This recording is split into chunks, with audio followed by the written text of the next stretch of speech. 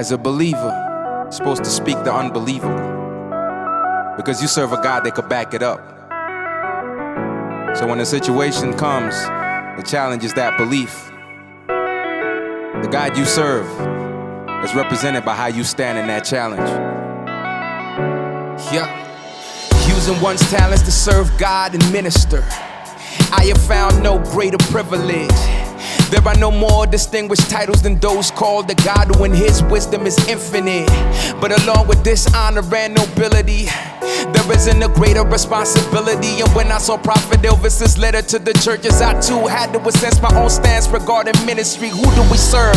What does it mean for Christ to make us the salt of the earth? What is it worth when fear and confusion had left the entire world submerged? How will we who claim our Jesus heals account for where we were when Christians skip faithful logic and science? When did this occur? When Corona shook the world, how did this include the church? Is fruit not stronger than God? Is he really well represented? Are believers truly prepared to ask the difficult questions? Let's talk about it. One voice, one call, one spirit, one cause, one mind, one heart, one body, one Lord, let us unite.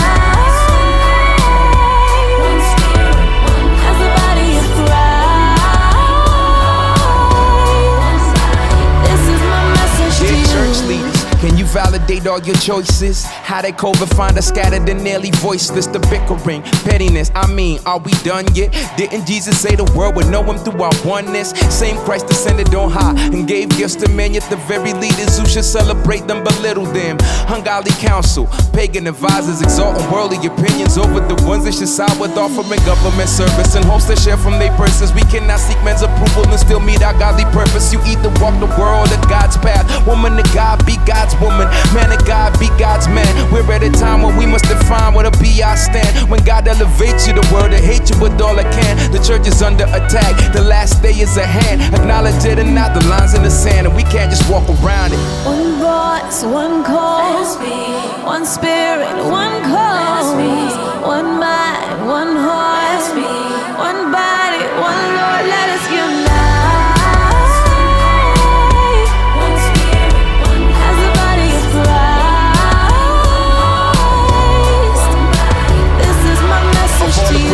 I've seen in 2020 so far, it takes the icing on the cake, cuts it right off the top. A church that thinks this world could really have its interests at heart. Like any given chance it gets, it won't rip us apart. The marketplaces are open and congregate in the malls. They're even having campaign meetings in closed church halls. The crowds are open, churches should find all the true saints of all. Let's not hold our tongues till we find that we got no say it all. Open the church.